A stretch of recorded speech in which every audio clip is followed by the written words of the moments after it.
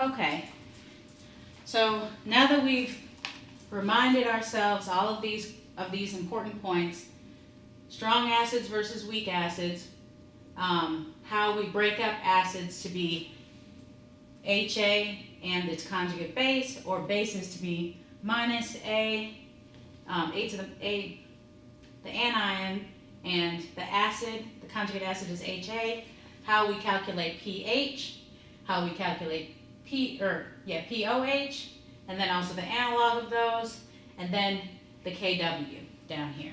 Okay, so now we have enough information to calculate our first question, which is AB1. So we remember it says calculate the pH of 0.057 molar HCl. And remember that HCl is a strong acid. So that means that it fully dissociates.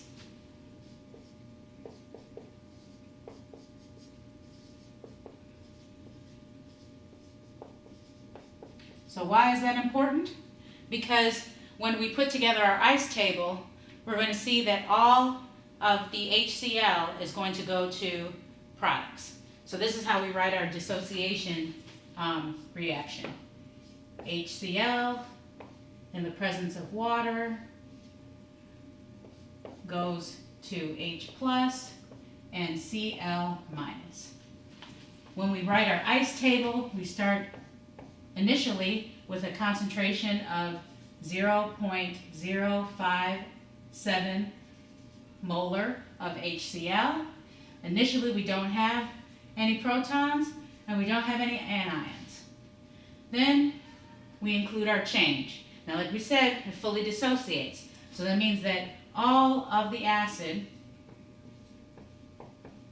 is going to go away and turn into H plus ions and Cl anions.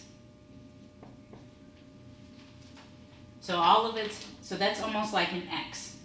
Then, to finish it off, that means that the equilibrium concentration shows that there are 0 HCl molecules and there are 0.057 moles of H plus and 0.057 molarity of Cl minus. So why is that important? Because we are trying to figure out the pH. And we remember that pH, well, I don't have to write it. That's why I have this here. Yes. We remember here that pH is equal to the negative log of H plus. Well, we have this number, which is our H plus concentration.